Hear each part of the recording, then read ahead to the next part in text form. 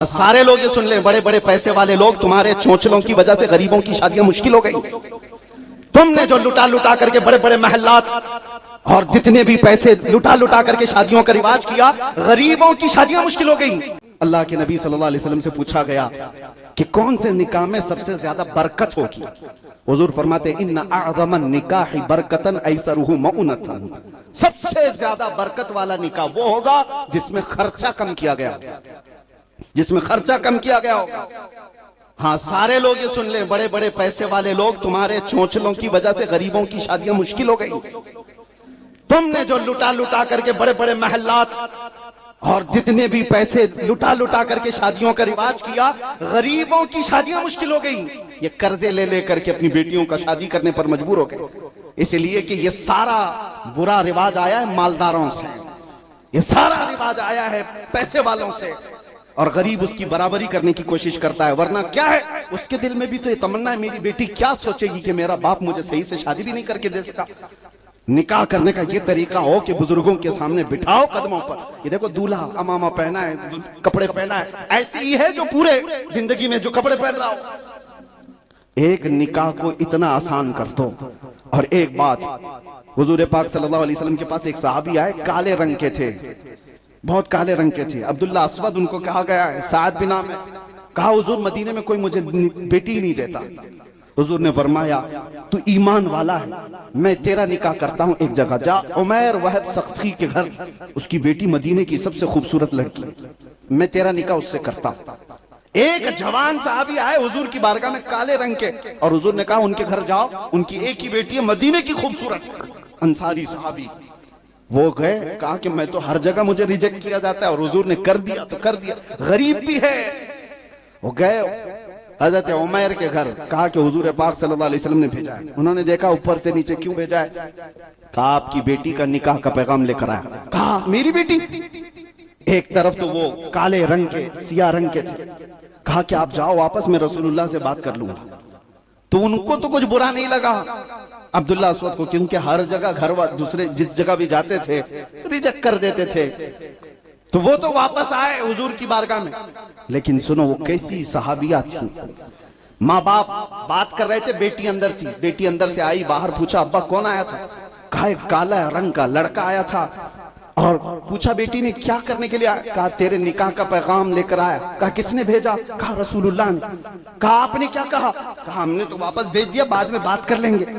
बेटी कहती अब्बा जान आपने कौन सी खता की? आपने आने वाले को देखा, भेजने वाले का रंग नहीं देखा। हम तो उसके गुलाम हैं जिसने भेजा है। आपने खता की है, फौरन जाइए हुजूर की बारगाह में माफी मांगे। माँ बाप दौड़ते हुए आए रसूलुल्लाह की बारगाह में, अभी वो नौजवान पहुंचे ही थे, उसके थोड़ी देर में माँ बाप आए, कहा या रसूलल्लाह हमसे खता हुई, कबूल करने में ताखीर हुई, हम अपनी बेटी का निकाह इनके साथ करने को तैयार। नबी पाक सल्लल्लाहु अलैहि वसल्लम ने उसी जगह निकाह कर दिया। तवज्जो। और अब्दुल्ला अस्वद से कहा जा शादी की तैयारी कर ले। कुछ सहाबा ने माल दिया, पैसे दिया, शादी की तैयारियां कर लो, जहेज जो भी हो, घर सजाने के लिए गए, मार्केट में सामान खरीद रहे थे। ये वो वक्त था जब जंगे ओहद का तबल बज चुका था। अचानक मदीने की गलियों में सहाबा तैयारी कर रहे थे। कहा कि मुशरिकीन मक्का मदीने पर हमला आवर हुए हैं, रसूलुल्लाह जा रहे हैं मैदान ओहद की तरफ। अब्दुल्ला अस्वद जो शादी का सामान खरीदने के लिए गए थे, अब वो नेजा, भाला, घोड़ा, खूद, सब कुछ जंग के सामान खरीद लिए, जितने पैसे थे सब खरीद लिए। कुछ भी नहीं बचाया कि जंग से वापस आने के बाद शादी करूंगा, पूरे पैसे लुटा दिए। और जंग में ऐसे आए हैं, लोहे की जिरा पहनकर, लोहे की टोपी पहनकर, घोड़े पे कभी बैठे नहीं थे, वो घोड़ा लेकर के आए। और मैदान में आए, जब लड़ने लगे, मेरे आका सल्लल्लाहु अलैहि वसल्लम दूर से देखकर सहाबा से कहते हैं जानते हो ये मुजाहिद कौन है? सहाबा कहते हैं या रसूलल्लाह हम तो नहीं जानते, ये नया आदमी दिख रहा है, मदीने का तो नहीं दिख रहा, इतनी बहादुरी से लड़ रहा है। हुजूर फरमाते उसकी कहनियों को देखकर मैं पहचान रहा हूं, मेरा अब्दुल्ला अस्वद। आज उसको शादी का सामान खरीदने के लिए भेजा गया था, उसने सामान जंग खरीद लिया और अल्लाह की राह में आ गया।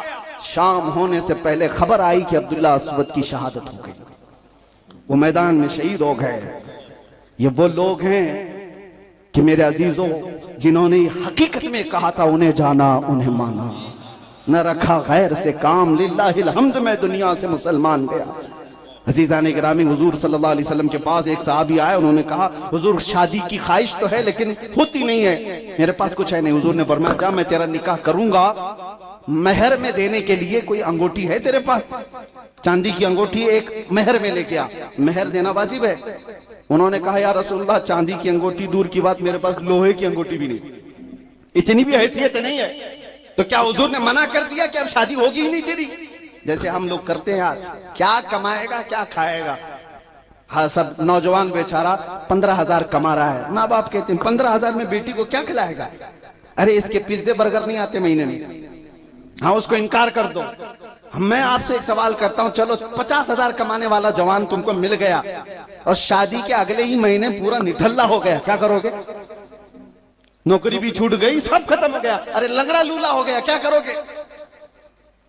तुम अल्लाह रज़्ज़ाक़ के हकीकी पर अगर यकीन रखते हो तो अल्लाह की बारगाह में ये दुआ करके अपनी बेटियों को दो। हाँ, घर अच्छा देखना, उसके चाल चलन ये सारी चीजें देखना है, लेकिन बहुत मालदार की तमन्ना लेकर के बैठे रहना ये शरीयत का हुक्म नहीं है। हुजूर पाक ने उस सहाबी से कहा ठीक है आजा, अंगूठी देने की भी काबिल तेरे अंदर ताकत नहीं है, एक काम कर, कुरान की कोई सूरे तुझे याद है? उन्होंने कहा हाँ या रसूल अल्लाह फलां फलां सूरे मुझे याद है। हुजूर ने फरमाया तेरा निकाह मैं एक अंसार सहाबी की बेटी से करता हूं और मेहर में कुरान की वो सूरतें उसे याद करा दे।